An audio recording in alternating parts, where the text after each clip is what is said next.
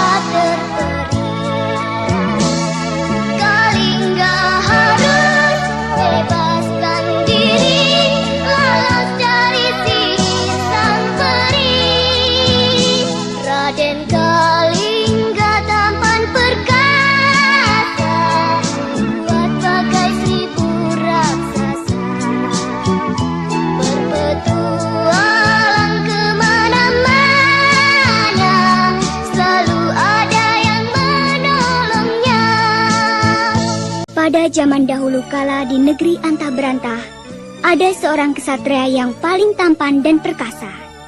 Dia suka menolong orang yang sedang dalam kesusahan, membasmi segala bentuk kejahatan. Setiap penjahat atau penyamun yang mendengar namanya, maka akan gemetar ketakutan. Kesatria ini begitu perkasa memainkan pedang, berkelebat bagai kilat menyambar. Mahir menunggang kuda, memacu sekencang angin meniup. Dan tubuhnya kuat bagai 1000 raksasa. Dialah kesatria yang bernama Raden Kalingga.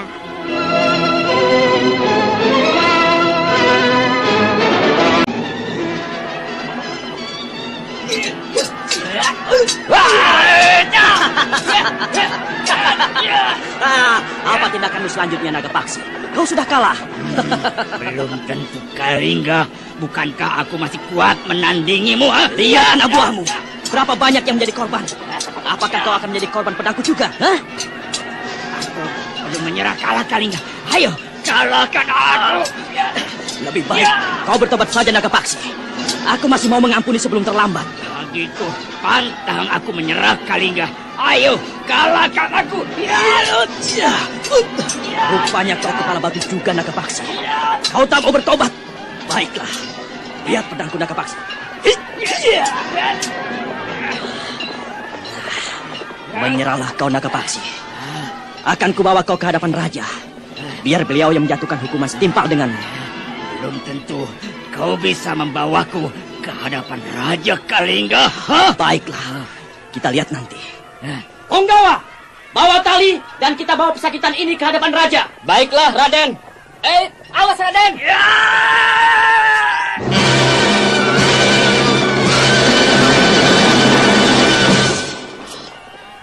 Terima kasih, Punggawa.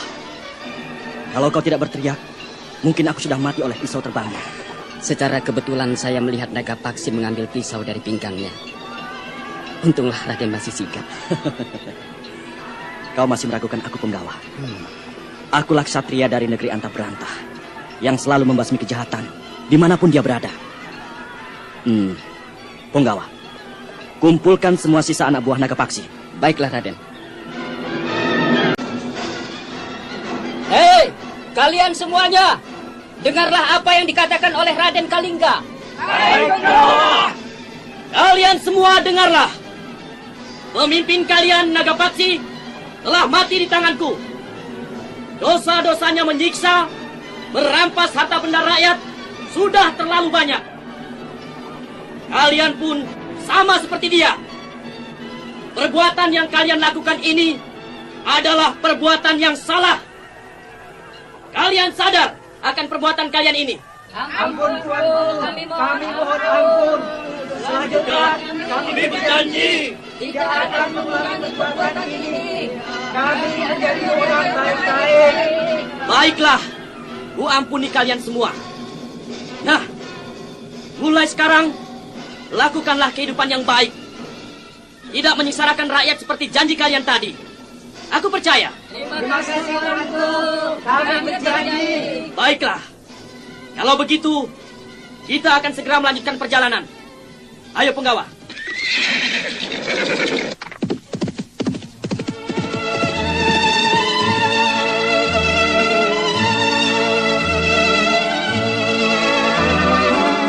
Demikianlah, Raden Kalingga disertai oleh pengawalnya Punggawa yang setia mengembara terus dari satu tempat ke tempat yang lain. Di mana ada kejahatan, disitulah Raden Kalingga hadir dan menumpas kejahatan itu tanpa kenal ampun. Sabetan pedangnya tetap tajam menyayat Sembilu. Gebrakan kudanya melesat bagai hembusan angin. Dan pada suatu hari yang sepi, Punggawa, kemana kita akan melanjutkan perjalanan? Raden, melewati Gunung Tenggarong, kita akan melalui sebuah lembah yang landai. Di situ ada sebuah desa kecil yang sepi. Ada pula sebuah danau yang luas dan sejuk, Raden. Punggawa, apa nama danau itu? Kalau tidak salah, namanya Danau Biru, Raden. Danau Biru? Iya, Danau Biru namanya. Kenapa, Raden? Danau Biru. Iya, Danau Biru. Raden. Tidak apa-apa, Punggawa. Aku mulai gatal ingin mengalami petualangan seperti yang terdahulu. Seperti Naga Paksi misalnya? Iya. Raden, kita sudah sampai di desa ini. Di depan sana ada sebuah warung nasi, Raden. Kita mampir dulu. Dan kalau perlu, kita menginap malam ini di desa.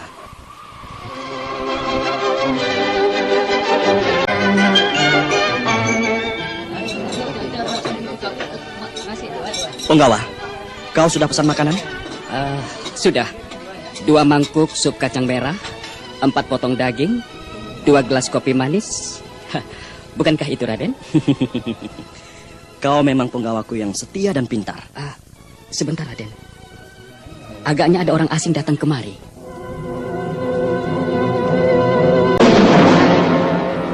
Bolehkah aku duduk bersama Anda? Kulihat Anda seorang pengelana. Dan tentu Anda telah melakukan perjalanan yang jauh, kan? Iya. Siapa Anda? Dan tentu saja Anda boleh duduk bersama kami. Silahkan. Ya, aku cuma seorang penyair. Aku selalu mengagumi keberanian, keperkasaan, kebenaran. Anda sepertinya sependapat denganku, ya? Ya. Aku malah menantang setiap keperkasaan, keberanian, petualangan. Apakah kau mempunyainya? Kami telah berjalan begitu jauh.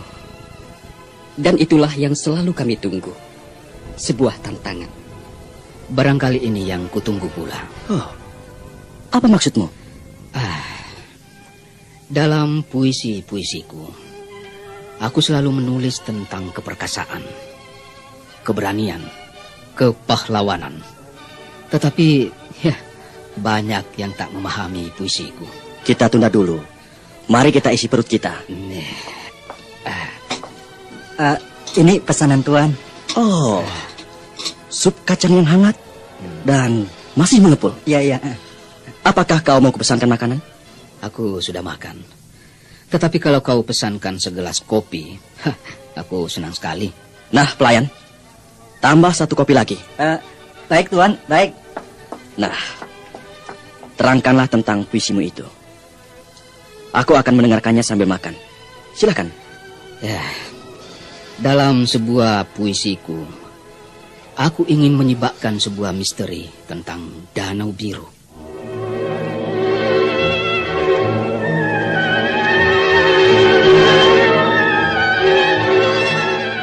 Danau Biru? Tapi, tak seorang pun mau mengerti tentang puisiku ini. Katakanlah, hai penyair. Aku mulai tertarik dengan puisimu itu. Ya, di sebelah desa ini ada sebuah danau yang menakutkan. Tak seorang pun penduduk desa mau mandi atau bersampan di danau itu. Air danau itu berwarna biru dan terasa dingin mencekam. Permukaannya tak pernah jernih karena selalu berkabut. Tak ada yang bisa menerka apa yang ada di tengah danau. Tetapi banyak yang telah menyaksikan bahwa setiap malam bulan purnama, dari dalam danau itu muncul seorang peri yang cantik jelita. Peri ini akan memanggil-manggil orang yang melihatnya untuk mendekatinya.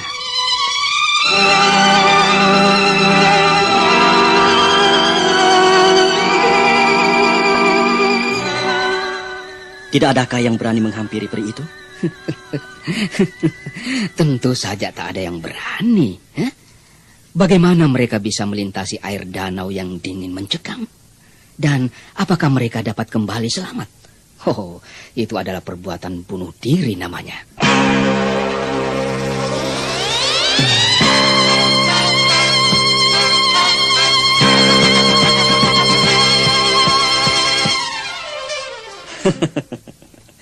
Inilah yang selalu kucari. Aku mengembara dari satu negeri ke negeri lain, bertualang di antara 4 musim. Tantanganlah yang selalu kucari. Tapi ini sangat membahayakan, Raden. Bukankah selama ini kita selalu mengalami peristiwa-peristiwa yang membahayakan jiwa? Penyair, terima kasih atas pemberitahuanmu. Kebetulan beberapa malam lagi, bulan purnama akan tiba. Aku ingin mencoba memecahkan misteri ini.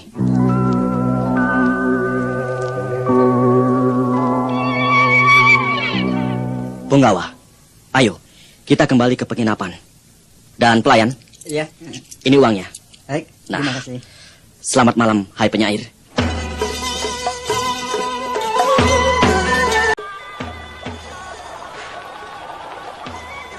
Nah, kita sudah sampai Punggawa. Ayo, kita turun. Baik, Raden. Belum lagi tengah malam. Bulan belum penuh, Raden. Sebentar lagi, Punggawa. Ini petualangan yang sangat berbahaya, Raden. Barangkali bisa merenggut jiwa Raden. Jangan khawatir. Bukankah kita sudah sering menghadapi peristiwa semacam ini? Dan nyatanya, kita selalu keluar sebagai pemenang. Tetapi ini lain, Raden. Sama saja. Barangkali itu cuma khayalan si penyair murung saja, Punggawa. Mana ada peri di zaman sekarang ini? Saya mohon, urungkanlah niat Raden kali ini.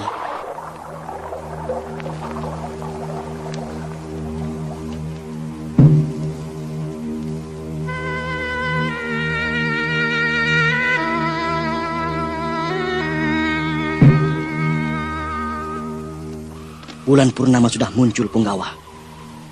Tepat di tengah malam. Lihat, ketenangan danau. Barangkali itulah yang disebut peri danau biru. Datanglah kemari, Raden Kalingga yang perkasa. Datanglah kemari, Raden Kalingga yang tampan. Dia memanggilku, Punggawa. Oh, betapa cantik jelitanya peri itu. Ini tipu muslihat, Raden. Tidak. Aku harus menemuinya. Aku akan menyeberangi danau biru ini. Raden, jangan, Raden. Raden Kalingga tetap pada maksudnya semula. Lambaian tangan dan seruan halus dari peri danau biru sangat menggugah hatinya. Dengan tenang, dia melintasi permukaan air danau seperti melangkah di permukaan tanah layaknya. Tangan peri danau biru melambai seraya melontarkan untayan senyuman yang menawan. Datanglah kemari, Raden Kalingga yang tampan. Datanglah kepadaku. Dengan belayan mesra, peri danau biru memeluk Raden Kalingga dan kemudian membimbingnya masuk ke dasar danau. Demikianlah, dari hari ke hari, Raden Kalingga harus menceritakan semua pengalamannya di hadapan sang peri. Hari pertama, kedua, kelima, ketujuh, Raden Kalingga masih bisa bercerita dengan baik. Tetapi, lama-kelamaan dia merasa bosan dan capek.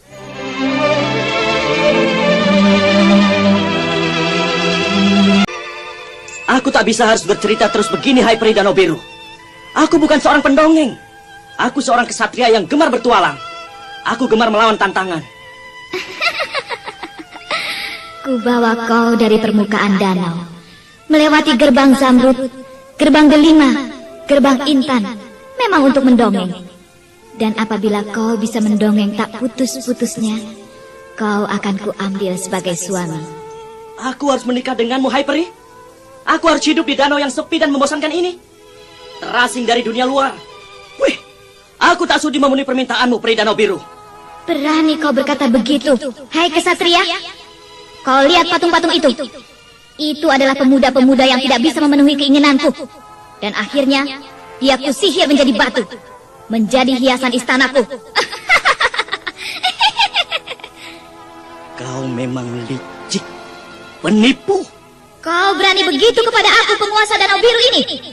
Pengawal, tangkap kesatria ini.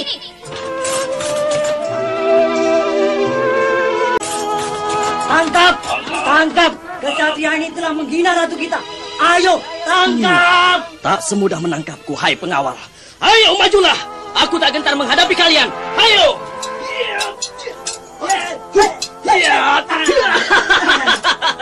Ayo, lawanlah aku. Biar semakin banyak korban di antara kalian. Ayo. Ayo, tangkap! Tangkap! Dia tidak akan bisa melewati pintu gerbang keramat. Ayo!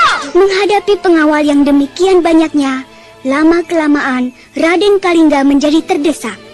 Pada suatu ketika, lengannya terkena sabetan pedang.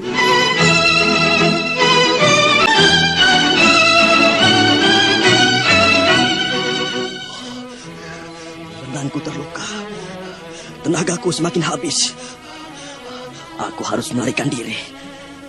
Nah, bagaimana? Kesatria yang tidak tahu diri? Aku masih mau mengampunimu apabila kau menyerah. Untuk Raden Kalingga, selalu pantang menyerah. Ayo! Benar-benar kau kepala batu. Sebenarnya aku masih mau mengampunimu. Tetapi, ayo, tangkap!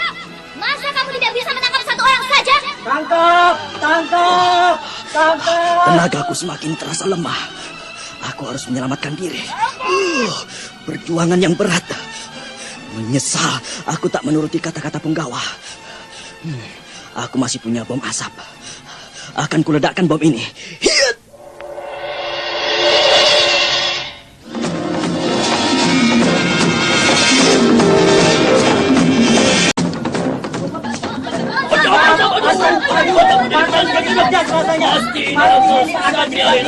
Ayo kita lari! Lari! Lari! Kurang ajar! Awas! Kalau kau tertangkap, akan kurejam dia sampai mati.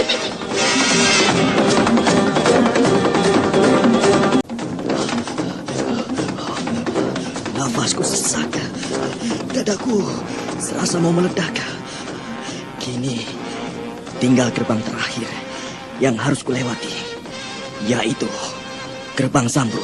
Itu dia! Itu dia! Ayo tangkap! Tangkap! Orang-orang itu sudah berada di belakangku. Aku harus berlari lagi. Hei!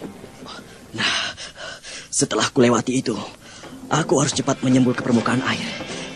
Dan kemudian berenang. Aduh, lenganku terasa perih. Nah, aku telah melewati gerbang Zamrud. Kini, aku berenang ke atas.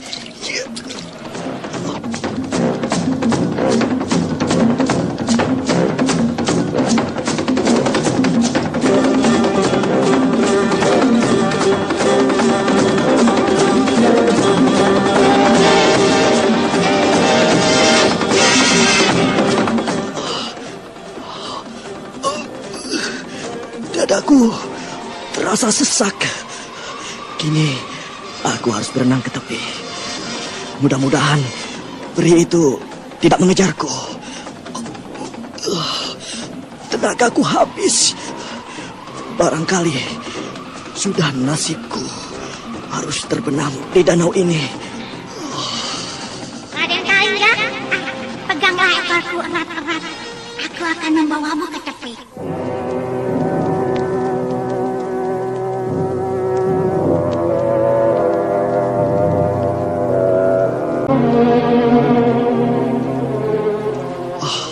Hei, siapa kau, ikan? Kau bisa bicara seperti layaknya manusia. Aku adalah raja ikan di danau ini. Karena ulah peri itu, semua rakyatku musnah. Hanya akulah yang tertinggal. Dengan musnahnya sihir peri itu, maka semua rakyat hidup-hidup kembali. Syukurlah kalau begitu. Tenagaku hampir habis. Ayo, pegang tanganku. Aku akan membawamu ke tepi. Ayo, cepat.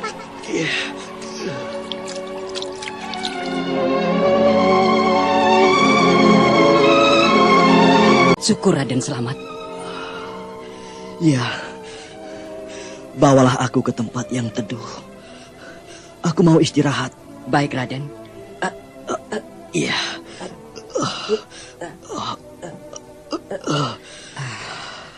Raden, Ya. kini beristirahatlah Raden. Oh, iya.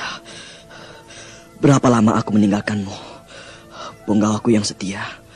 Berapa lama? Ya. Barangkali cuma beberapa menit saja, Raden. Ya, saya lihat Raden menyelam ke dalam danau. Beberapa menit kemudian, Raden muncul lagi dengan tubuh yang lemah, luka di lengan. Oh, cuma beberapa menit saja. Iya, Raden. Petualangan yang menakjubkan, mengerikan. Benar kata penyair itu, misteri Danau Biru. Terpisah dengan sanggar cerita dan kisah lagu dan cerita.